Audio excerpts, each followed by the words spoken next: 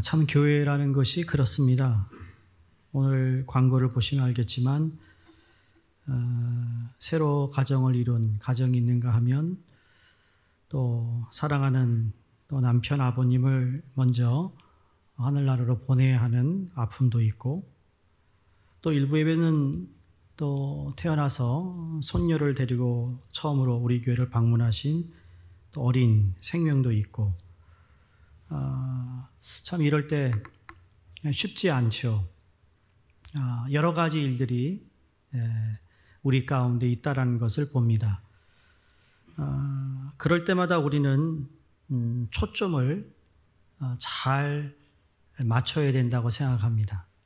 다시 말하면 중심에 누가 있느냐에 따라서 우리는 한쪽으로 너무 치우치지도 않고 우리가 가야 할 그 길을 묵묵히 가야 하는 그러한 삶을 살아갈 수 있다라는 거죠. 사람들은 감정의 굴복이 다 있습니다. 근데 그 굴복이 그렇게 있을 때마다 올라가고 내려가는 것도 중요하겠죠. 감정 표현에 있어서는. 그러나 중심을 끝까지 잡고 나아가는 그 모습이 신앙인의 참된 모습이 아니라는 생각을 해봅니다. 성경에는 이적과 기적과 표적에 대한 말씀들이 많이 기록되어 있습니다. 예수님의 행적을 다루고 있는 사중복음인 마태, 마가, 누가, 요한복음에 보면 이적이라는 표현, 기적이라는 단어 또는 표적이라는 용어들이 거의 비슷한 용어처럼 등장할 때가 많습니다. 그런데 이적과 기적은 서로 비슷한 말로써 놀라운 행적을 묘사하는 용어라면 표적이라는 단어는 조금 다르다라는 것을 여러분과 나누기를 원합니다. 여러분, 이적이나 기적은 놀라운 일이어서 영어로 이것을 wonder라고 합니다. wonder. 그리고 이건 어떤 우리가 생각할 수 없는, 상상할 수 없는 일들, 이게 가능한 일이야 라고 입이 벌어질 정도로 wonders라고 얘기하는데, 그 외에도 인간의 한계를 뛰어넘는, 할 수 없는 일, 자연 법칙을 넘어서는 초자연적인 일을 가리켜서 영어로 miracle이라고 얘기합니다. 예를 들면 하나님께서 이집트에 10가지 재앙을 내리신 일, 또 여호수아가 전쟁 때 태양을 멈추게 한 일, 예수님의 소경의 눈을 뜨게 하고 빵 5덩어리와 물고기 2마리로 5,000명을 먹이고, 그리고 수많은 그 빵 조각과 물고기 조각을 남겼던 그러한 일들이요. 이게 모두 기적 또는 이적이라고 말하죠. 그러나 이적이나 기적을 행하는 것은 바로 이 하나님의 위대하심, 하나님의 신성, 놀라운 그분의 위엄 등을 나타내기 위한 것입니다. 근데 표적은 좀 다르다라는 거예요. 쉽게 표현하면 표적은 그것을 행하는 사람이 말하려는 것을 증명하는 그 무엇이다라고 말할 수 있습니다. 표적이 헬라어로 세마이온이라고 하는데, 이 세마이온이라는 또 헬라어 라틴에서 오늘날 영어에 쓰는 sign이라는 단어가 나왔습니다. 쉽게 말해 하나님께서 어떤 일을 말씀해 주시거나 주장하실 때의 표적을 통해서 그 말씀이 하나님으로부터 온 것임을 증명해 주는데 그게 사인인 거예요.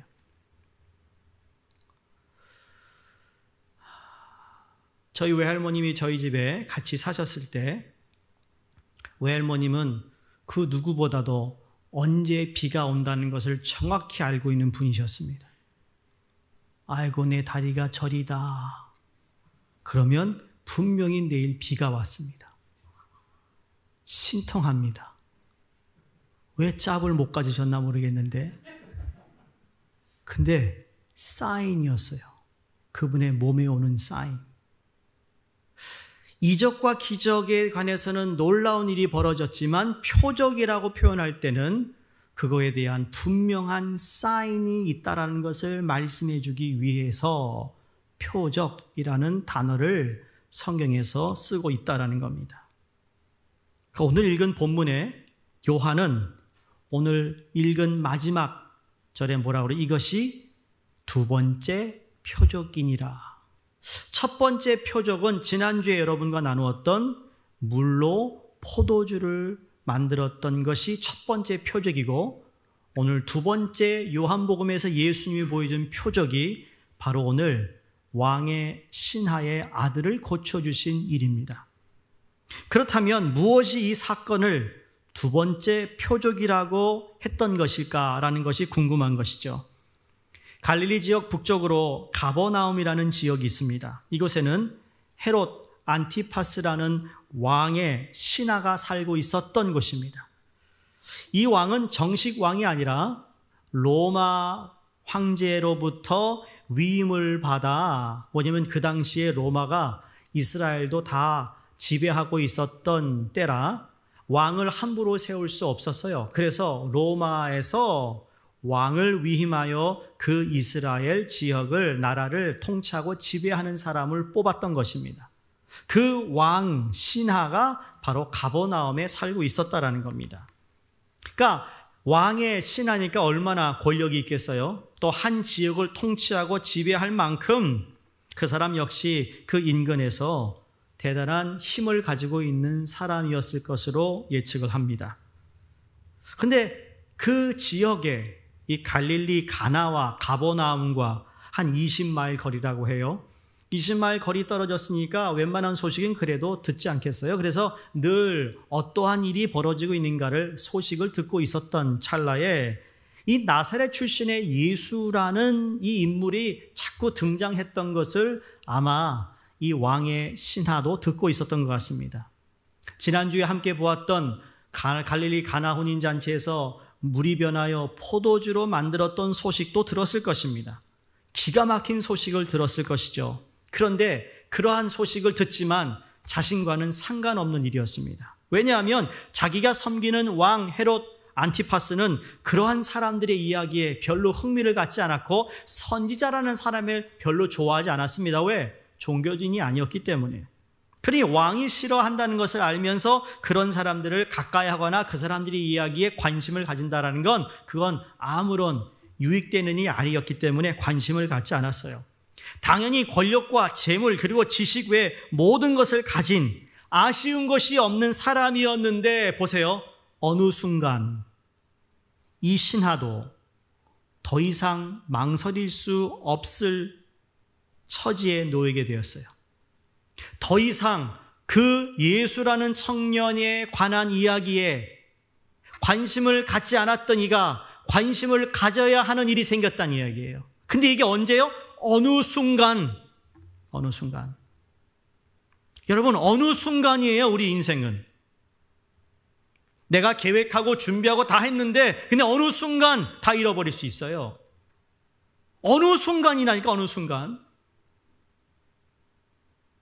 내일이 보장된다는 여러분 약속은 없어요. 그런데 하나님이 나에게 은혜를 주시기에 내일도 우리는 맞이할 수 있죠.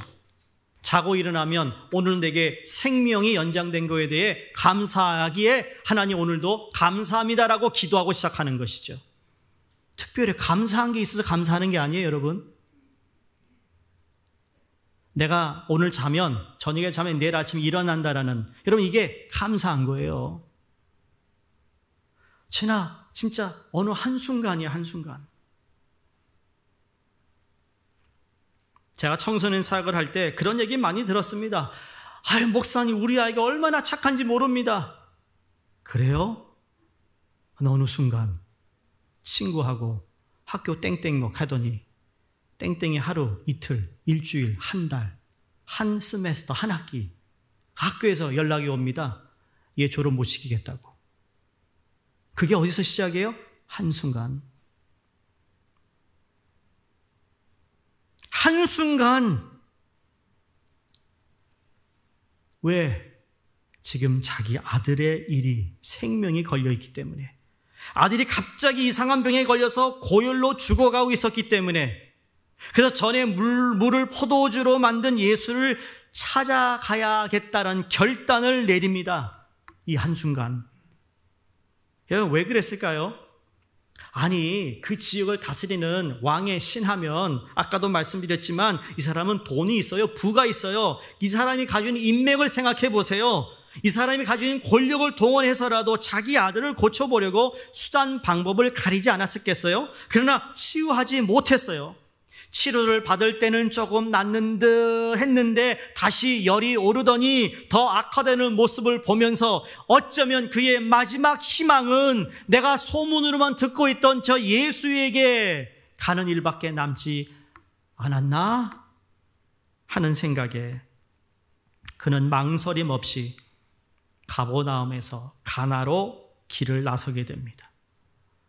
예수님이 갈릴리 가나로 간다는 소식을 듣고 출발한 겁니다. 얼마나 아버지의 마음이 간절했으면 일단 가서 수소문하면 찾겠다. 일단은 출발하자. 그분을 꼭 만나야겠다라는 거였어요.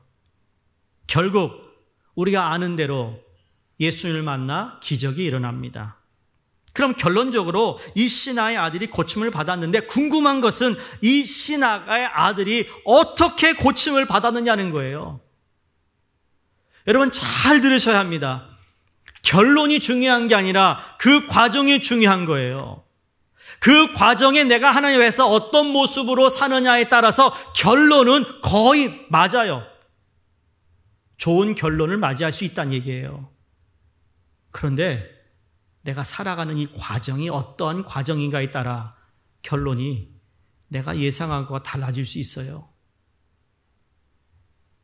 세 가지 여러분과 말씀을 나누는데 오늘 왕의 신하가 무엇을 했는가를 살펴보면 이 아들이 고침을 받을 수 있었던 것들을 우리가 알게 됩니다. 첫 번째, 왕의 신하가 직접 주님을 찾아왔다라는 겁니다. 왜 가버나움에 살고 있는 아버지가 아들의 병으로 인해 예수님을 찾아왔다고요? 첫 번째, 그 전부터 소문을 들어왔기 때문입니다. 두 번째, 혹시 내 아들도 이 병을 고침을 받을 수 있지 않을까라는 생각에서 왔습니다. 세 번째, 아버지의 마음이 조급한 나머지 하룻길이 멀다고 예수님을 찾아온 것입니다. 여기에 보면 우리가 얘기하는 신앙이 얘기하는 믿음이라는 건 하나도 찾아볼 수 없습니다. 그런데 그거 상관없이 자기가 직접 주님을 찾아왔다라는 게 중요한 거예요. 길을 떠나는 아버지의 심정은 굉장히 복잡했을 것입니다. 그러나 이 왕의 신하의 행동을 자세히 살펴보면 그만한 지위에 있는 사람이라면, 그만한 권력과 힘 있는 사람이라면 자기 집안에서 제일 신뢰할 만한 종 한 사람을 보낼 텐데, 보내더라도 자기에게 수가 있는 군사들을 붙여줘서 안전하게 그분을 모시고 오도록 그렇게 할 수도 있는 그만한 지위에 있는 사람인데 그렇게 하지 않고 자기가 직접 찾아갔다라는 거예요. 여기서 무엇을 우리가 깨닫는지 아세요? 누군가가 여러분을 위해 기도해 줄 수 있습니다. 거기에만 의지하면 안 된다는 거예요. 여러분이 기도하셔야 돼요. 누군가가 여러분을 위해 대신 일해주고 섬겨줄 수 있습니다. 근데 이제는 여러분이 직접 섬기고 헌신하셔야 된다는 거예요. 처음에는 누구의 손에 붙잡혀 내가 교회를 왔고 목장이나 전도회나 사역에 참여했습니다. 이제는 그 손 없더라도 내가 직접 주님께 나와야 한다는 말씀입니다. 이제는 더 이상 누구에게 부탁하는 것이 아니라는 거죠. 나 스스로 주님 앞에 나와야 합니다.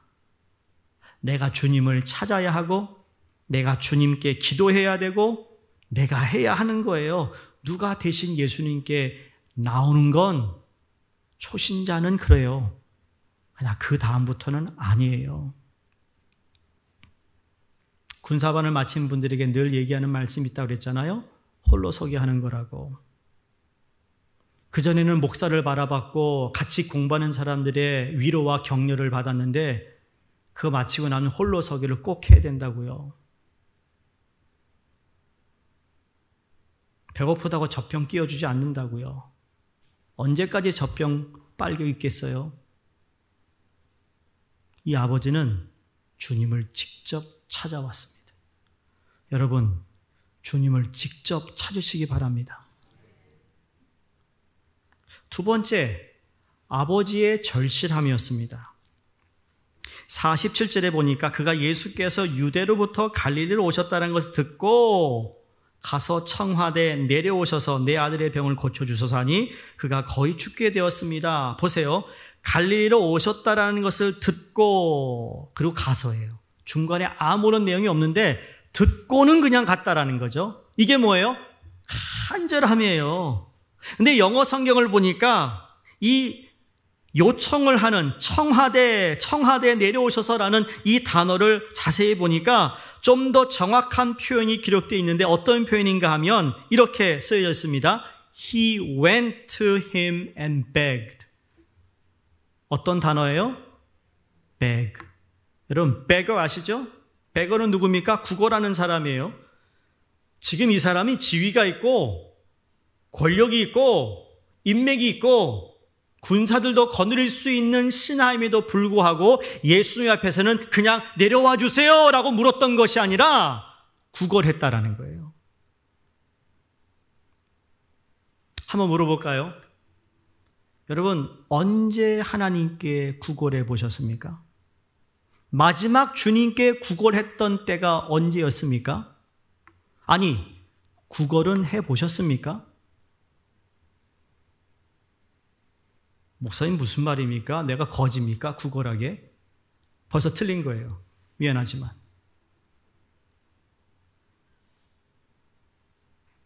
여러분, 얼마나 절박했으면 자기 지위 다 내려놓고 구걸했어요. 그런데 하나님을 만나 하나님의 은총을 받은 사람들의 모든 모습을 보면 이 구걸이라는 단어는 나와 있지 않지만 다 그 과정을 다 거쳤다라는 거예요.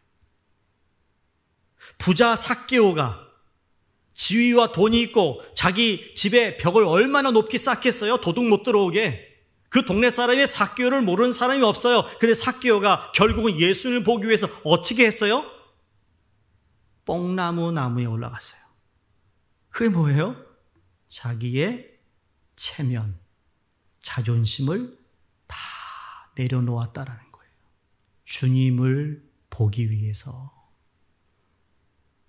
어쩌면 여러분 가운데 내 자존심이 허락하지 않아, 체면이 서지 않아, 그래서 예수를 못 만난 사람도 있을 수 있어요. 다른 거 아니에요. 이 왕의 신하는 그 당시 부족이 무엇인지 모르고 살았던 사람이라고 예측합니다. 돈도 있어요, 권력도 있어요, 힘도 있어요. 그 누구에게도 이런 구걸하듯 요청한 적이 없는데 예수님 앞에서는 자기의 체면과 자존심과 모든 것을 내려놓는 절박함이 있었다라는 거예요. 지난번에도 말씀드렸지만 모든 걸 다 가지고 있었는데 살아가는 아들 아픈 것 이 한 가지가 부족했어요. 한 가지가 없었어요. 그래서 인생이 아픈 거예요. 고통스러운 거예요. 여러분이 다 가지고 있어요. 그렇게 전제해 봅시다. 그러나 여러분 꼭 인생은 하나 결핍이 있다니까요. 부족한 게 있다니까요. 그걸 채우기 위해서 돈도 벌어요. 그걸 채우기 위해서 권력도 내가 가져보려고 해요. 남에게 내가 눈치 보지 않고 당당하게 살려고 너 두고 보자 한 마음 때문에 정말 큰 힘을 가질 수도 있어요. 근데 그러다 보니까 그 중요한 한 가지를 잃어버리고 사는 인생이 되어버렸다라는 거예요. 결혼잔치에 모든 것이 잘 준비되어 있는데 포도주가 모자라서 잔치가 썰렁해질 뻔한 것처럼 이 왕의 신하도 그의 삶을 보면 사랑하는 아들이 죽어가는 모습을 보면서 체면과 자존심과 권력과 물질이 아무런 소용이 없다라는 것을 깨달았던 것이죠. 아들을 잃어버리고 이 세상의 권력을 갖는다면 그게 무슨 소용이 있느냐라는 것을 깨달았다는 거죠. 이러한 왕의 신하의 요청, 구걸에 예수님의 말씀을 보시면 이 아버지의 요청을 거절한 듯한 말씀으로 비춰집니다. 마치 가나 혼인잔치에서 지난주에 우리가 읽었던 대로 그 어머니가 예수 아들에게 아들아 포도주가 떨어졌다 그랬더니 뭐라고 그럽니까? 건방지게 말해요. 예수님이 뭐라고 했다고요? 왜 여자애는 안 합니까? 나와 무슨 상관이 있습니까? 내 때가 아직 아닙니다라고 얘기했습니다. 마치 그 요청을 거절한 듯한 모습처럼 오늘 말씀에 보면 그 아들을 고쳐달라고 내려오라고 요청하는 그 왕의 신하 앞에 예수님이 거절한 듯한 말씀을 하는데 48절입니다. 예수께서 이르시되 너희는 표적과 기사를 보지 못하면 도무지 믿지 아니하리라. 예수님 무슨 말씀하냐면 두 가지를 생각하고 하신 말씀 같아요. 하나는 표적과 기사를 보아야만 믿는 너희들 한심하구나. 그러나 내가 원하는 것은 그것이 보이지 않아도 믿을 수 있는 믿음을 나는 원한다. 이 두 가지의 마음이 그 구절에 포함되어 있다고 생각해요. 너희는 언제까지 기적을 보아야만 믿냐? 언제 내가 항상 고쳐줘야만 믿니? 내가 뭔가 필요한 걸 줘야만 믿니? 내가 그런 걸 주지 않아도 믿을 수 없겠니? 라는 거예요. 갈릴리에 있었던 수많은 사람들, 예수님이 가나에서 물이 변하여 포도주를 만든 기적 때문에 예수님을 환영하지 않았습니까? 예수님이 다시 온다니까 야 좋다고 그 기적을 보여준 예수님을 만나러 간 거지 예수님을 만나러 간 건 아니에요. 그걸 주님이 알고 계셨죠. 이 왕의 신하도 기적을 바라보고 예수님을 찾아온 것인데 예수님이 진정 원했던 것은 눈에 보이는 표적에 대한 믿음이 아니라 눈에 보이지 않지만 예수님을 믿는 순수한 믿음을 가진 자에게 표적이 나타나는 것을 예수님은 가르치시려고 하셨던 것이죠. 어떻게 보면 이 말씀은 믿음 없는 왕의 신하의 믿음을 주기 위해서 하신 테스트였다고 저는 생각합니다. 왜냐하면 나중에 마지막 절에 보면 온 가족이 믿음을 믿었다 그랬잖아요. 그 믿음이 어떻게 됐어요? 확장됐어요. 한 사람의 믿음이 온 가족이 믿게 되었다니까요. 믿음이 자랐다라는 거예요. 믿음은 자라는 거예요. 예수님 왕의 신하에게 진정한 믿음이 무엇인지를 알기 원하셨고 그래서 더 큰 믿음으로 이 왕의 신하를 이 믿음의 자리로 초청하고 있었던 것을 보게 됩니다. 49절에 보면 얼마나 다급했기에 다시 한번 예수님에게 요청합니다. 49절에 신하가 이르되 주여 내 아이가 죽기 전에 내려오소서. 여러분 첫 번째 얘기할 때 두 번째 뭐가 달라졌죠? 지금 뭐라고 고백하고 있어요? 주여. 처음에는 주라고 부르지 않았는데 주님의 믿음의 초청의 자리에 그가 주여라고 고백하고 있습니다. 전 이게 이 사람이 지금 이제는 이 예수를 믿지 않으면 안 되겠다라는 그러한 마음에서 주여라고 불렀다고 믿고 싶습니다. 거기서부터 달라지는 겁니다. 거기서부터 역사가 이루어진다는 것을 보게 됩니다. 왜냐하면 그 말씀 주여 하고 난 다음에 주님께서 가라 내 아들이 살아있다 하시니 그 사람이 예수께서 하신 말씀을 믿고 가더니 그러면 49절과 50절에 도대체 무슨 일이 벌어진 거예요? 우리는 알고 있는 대화는 짧은 그러한 대화인데 그냥 말씀을 선포하고 고백한 것뿐인데 그 중간에 무엇이 작용했는가? 그게 바로 세 번째 오늘 말씀의 포인트입니다.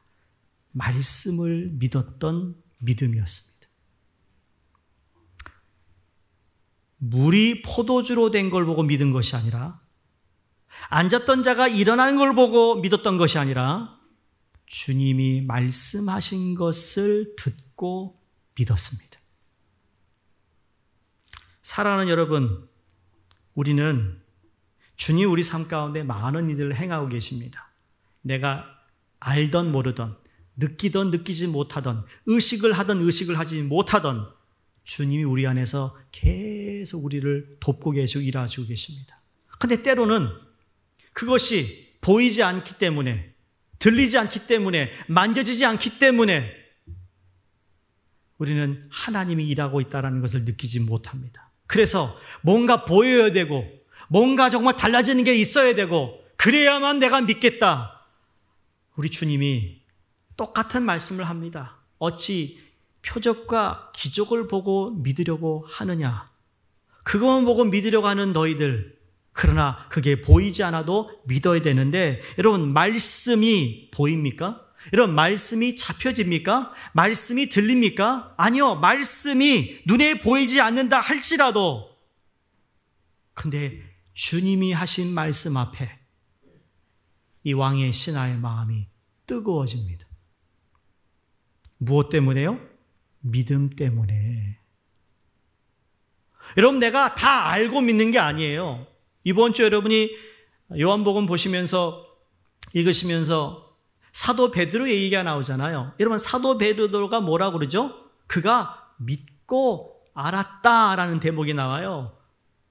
이 순서가 뭐냐면 믿게 되니까 하나님이 어떠한 분임을 알게 되더라는 거죠. 내가 성경을 너무 잘 알아서 믿게 된 게 아니라는 거예요. 믿었더니 믿음으로 통하여 하나님 우리에게 알려주시는 게 있다라는 거예요. 여러분, 그렇지 않으면 이 대학교에서, 보통 대학에서 성경을 가르치는 교수들이 여러분 그 사람이 성경을 안 믿어요. 그게 기적이죠. 이걸 가르치는데 안 믿어요. 왜? 믿음이 없기 때문에. 근데 주님의 한마디에 이 왕의 신하가 믿었고 뜨거워졌어요. 그럼 오늘 본문을 통해 믿음에 관한 두 가지 특징을 발견합니다. 하나는 말씀과 믿음의 관계입니다.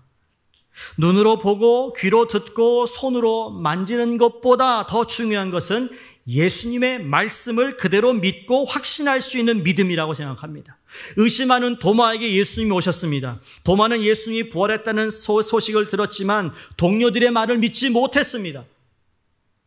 직접 예수님의 두 손과 옆구리를 만지지 않고는 난 믿을 수 없어 라고 말했을 때 예수님이 나타나셔서 만져보라고 그랬습니다. 손을 만져봤어요. 그리고 옆구리를 만져봤어요. 예수님이 분명합니다. 그 예수님 앞에 무릎을 꿇었습니다. 그때 예수님이 너는 본고로 믿느냐? 보지 못하고 믿는 자가 더 복되도다 그랬습니다.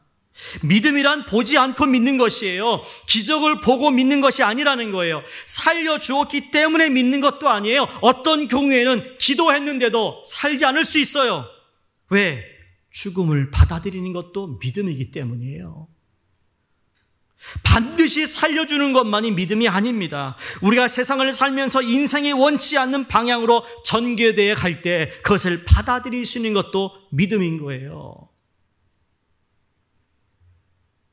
다니엘서에 보면 다니엘이 어린 나이에 포로로 잡혀갑니다. 기도했을 거예요. 하나님, 저 바벨론의 침공으로부터 우리를 보호해 주세요. 그런데 보호는커녕 예루살렘 성이 다 무너졌습니다. 왕이 눈이 뽑혔습니다. 쇠사슬에 묶여 포로로 바벨론으로 잡혀갑니다.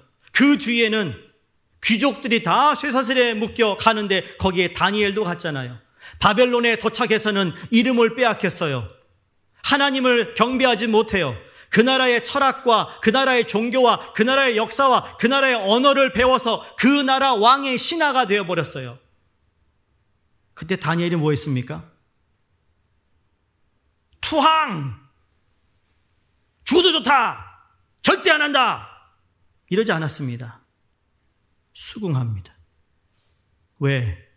내가 알고 있는 하나님, 내가 믿고 있는 하나님은 지금 이 바벨론이 하고 있는 것보다 훨씬 더 위대하신 하나님임을 믿었던 겁니다. 우리의 삶 가운데 안 좋은 일이 벌어져도 우리는 그걸 믿음으로 받아들여야 된다는 사실이에요. 그게 믿음이에요. 그런 의미에서 우리가 세상을 살면서 내가 원치 않는 방향으로 일들이 풀어진다 할지라도 여러분 그것을 받아들일 수 있는 믿음을 가지시기를 주의 이름으로 축원합니다.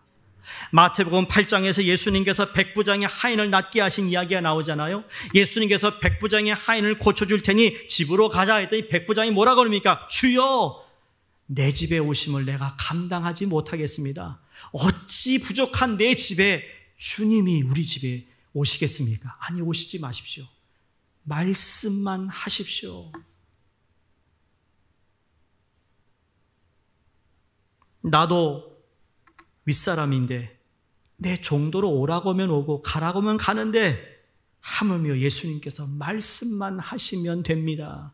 이게 뭐예요? 예수님이 가지고 있는 그 위대함에 대한 믿음이 이 사람에게 있었던 것이죠.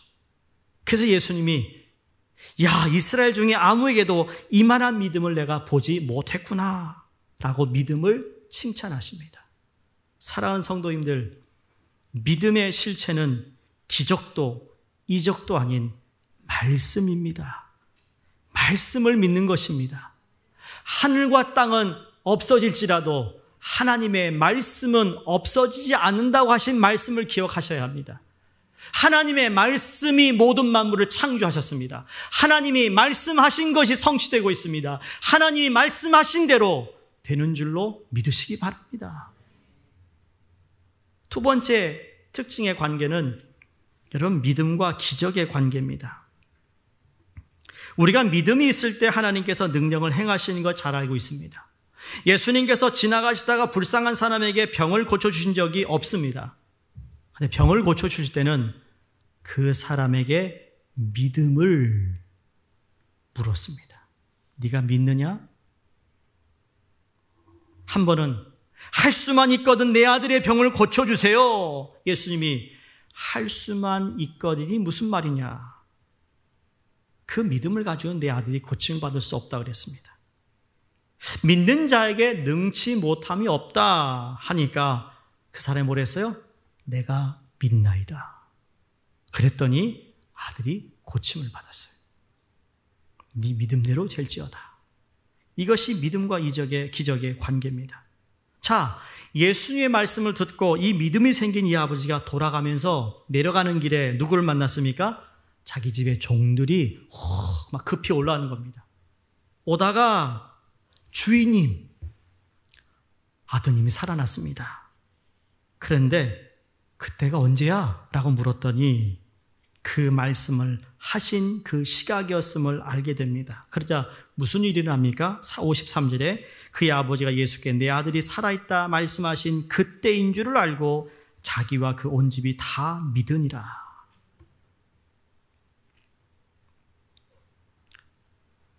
설교 서론에서 이적과 기적과 표적의 차이가 뭔지를 잠시 말씀드렸어요. 표적이 뭐라고요? 무언가를 증명하기 위해서 표적이라는 단어를 쓴다고 그랬습니다. 지금 사람을 고치고 죽었던 사람까지 살린 일에 대해서는 기적과 이적이라 했는데 왜 하나님도 모르던 이 이방인이 아들이 고침을 받은 것에 대해서는 표적이라 하였는가? 바로 여기에 오늘 본문 말씀에 중요한 진리가 있습니다. 여러분, 이 왕의 신하가 보여준 이 모습을 통해 고침을 받은 것은 고침받은 것이 중요한 게 아니라 고침을 받고 나서 누가 부각이 되고 있습니까? 예수 그리스도십니다. 더 쉽게 말하면 아들 고친 것 때문에 온 가족이 믿었습니다. 다시 말해 구원받았어요. 지금 예수님은 무엇을 말씀하고 있는가 하면 눈에 보이는 것을 보고 믿지 말고 그 기적을 행하는 예수님의 말씀을 통해 우리는 믿어야 된다고 말씀하시는 예수님의 모습을 보면서 여러분 표적이라는 건 그게 신앙생활이든 기도생활이든 예배생활이든 여러분 그걸 통하여 보여주는 열매는 고침이 아니라 예수 그리스도가 살아계신 하나님의 아들 되심을 보여주는 거예요. 그게 표적이에요. 그 당시 표적이 되는 거예요. 이야, 정말. 여러분, 몇 년 전에 우리 계시니까 제가 이름은 얘기하겠지만 어머님이 저희 교회에 딱 2번, 3번 나오시고는 소천하셨어요. 그때 자녀들이 교회를 잘 안 다녔어요. 들랑달랑 했다고 그래요. 근데 그 어머니가 마지막 부탁이 뭔지 아셨습니까? 예수 잘 믿으라는 거였어요. 근데 그 어머니의 소원대로 그 자녀 사남매가 다 우리 교회를 나오고 있어요. 이건 뭐예요? 그분은 돌아가셨어요. 하늘나라 가셨어요. 아픔 없네 가셨지만, 그러나 표적이 뭡니까? 이것도 표적인 거예요. 그 자녀들이 예수를 믿고 예배 생활을 하고 있다는 거예요. 오늘 어제 하늘나라로 또 우리 김주영 집사님 가셨습니다. 여러분, 우리 삶 가운데 예수 그리스도가 여전히 나의 삶의 주인이 있고 그분을 믿는다는 표적은 뭔지 아세요? 아버지가 다 이루지 못한 신앙의 삶을 남은 유가족들이 정말 주를 위해 살아가야겠다는 결단과 함께 여전히 2000년 전의 예수님이 오늘의 예수님이 되시고 그분이 우리의 구원자가 되신다는 사실을 보여주는 자체가 표적입니다. 그래서 표적은 우리 삶 가운데 매일매일 나타날 수 있는 거예요. 왜? 내 삶을 통해 예수님이 예수님 되시고 하나님이 하나님 되심을 내가 살 수만 있다면, 한 사람이 믿어서 아들이 고침을 받고 한 사람이 믿어서 전 가족이 다 예수를 믿게 되었다는 것은 열매를 의미하고 있습니다. 믿음은 보이지 않지만 믿음의 열매는 보이게 되어 있어요. 여러분이 교회를 얼마나 다니는지 여러분 다 다릅니다. 연도가 다릅니다. 그러나 꼭 기억하실 것은 내가 믿음으로 신앙생활을 했다면 그 믿음으로 신앙생활한 믿음은 꼭 열매로 나타난다는 거예요. 이거는 우리가 부인할 수가 없어요. 그래서 믿어야 하는 거예요. 예수님을 믿어야 되는 거예요. 말씀을 믿는 거예요. 기적을 믿는 게 아니에요. 뭔가 내게 행하신 것을 믿는 것이 아니라 그 행함이 없어도 믿는 거예요. 한 믿음 좋은 처녀가 결혼을 하고 남편의 고향인 전주로 내려가서 가정을 꾸몄다고 합니다. 시어머니는 불교의 독실한 보살이었고, 그래서 며느리는 처음에는 몰래 교회를 다녔는데 시어머니의 반대에 부딪히게 되었대요. 그때 남편이 사랑하는 참 새색 씨에게 여보 10년만 참자. 그 후에는 어머니도 수그러질 수 있으니 그때 마음대로 해. 그랬대요. 그러나 남편의 속셈은 속으로 아유 10년쯤 지나면 뭐 신앙 같은 거 포기하겠지 라는 생각에서 그렇게 얘기했다라는 건데, 어쨌든 이 부인은 몸은 교회 가지 못했지만 구역장님에게 부탁하여 매주 주보를 받고 혼자 집에서 예배를 드렸다라는 겁니다. 이 부인은 약방을 경영했는데 구역장님을 통해서 11조를 꼬박꼬박 교회에 보냈고 목사님께 늘 기도를 부탁드렸다는 거예요. 이제 세월이 지나 3남매를 키우게 되었고 그 아이들이 교회 유치원을 보내게 됩니다. 크리스마스 날 행사가 있을 때마다 꼭 목사님이나 선생님께 부탁을 해서 우리 3남매 꼭 어느 순서에 넣어주세요. 그렇게 부탁을 했다라는 겁니다. 왜? 그 발표회 때 시어머니를 좀 보내고 싶어서. 그 시어머니에게 어머님 좀 갔다 와주세요. 나는 이 약방 때문에 못 가니까 바쁘니까 어머님이 대신 가주셔야지. 우리 불쌍한 우리 애들 아무도 안 와 있으면 얼마나 섭섭해하겠어요. 그러니까 어머니 좀 대신 가주시면 안 돼요? 라고 해서 부탁을 해서 어머니가 10년 그 아이들이 유치원을 다니는 기간 계속 갔다라는 겁니다. 처음에는 뭐 정말 기분이 안 좋았다고 해요. 근데 여러분, 할머니가 손자, 손녀 얼마나 이뻐해요. 자기 자식보다 더 이뻐하는 게 손자, 손녀래잖아요. 처음에는 뒷자리에 앉아 있었다가 손자, 손녀의 재롱이 점점 앞으로 나가 앞자리에 앉더니 박수치고 야단치더래요. 그런 동안 긴 세월이 흘러 10년째 되는 날 부인이 남편에게 정색을 하며 이렇게 말합니다. 여보, 오늘 무슨 날인지 알아요? 주로 남자들이 그런 질문 받으면 남자들은 결혼기념일인가? 생일인가? 내가 무슨 또 깜빡했나? 그러잖아요. 그래서 물었대요. 무슨 날? 결혼기념일이야? 생일이야? 아니요. 오늘이 바로 당신이 약속한 10년째 되는 날이에요. 이제 허락해 주세요. 이제는 교회에 나가겠어요. 그동안 나는 혼자 집에서 예배드렸고 이제는 10년 약속을 지켰으니 이제 교회에 나가게 해주세요. 남편이 깜짝 놀랐다고 합니다. 10년 동안 신앙생활을 안 했으니 다 잊어버린 줄 알았는데 그게 아니었던 거죠. 남편이 참 어머니의 눈치가 보이니까 어머니 방에 들어가서 자초지정을 얘기하고 어떻게 해야 되냐고 물었더니 시어머니가 무릎을 탁 치시면서 야, 제 아이가 들어와서 말이야 우리가 얼마나 잘 됐니? 우리 전 식구가 다 나가면 더 잘 되지 않겠니? 여러분, 이게 표적이에요. 이걸 통해 누가 영광을 받느냐라는 거예요. 이 한 여인이, 아내가, 며느리가 어머니를 통해, 그쵸? 아이의 어머니를 통해 전 식구가 다 믿게 되는 것. 그래서 믿음은 잘하는 거예요. 믿음은 안 보이지만 믿음의 열매는 있는 거예요. 믿음의 열매를 바라보고 오늘도 우리는 믿어야 합니다. 고쳐주지 않으셔도 믿어야 하고 살려주시면 더 좋지만 그렇지 않아도 믿음을 통해 하나님의 살아계신 표적이 드러나는 삶을 우리가 살 수 있기를 주의 이름으로 축원드립니다. 기도하겠습니다.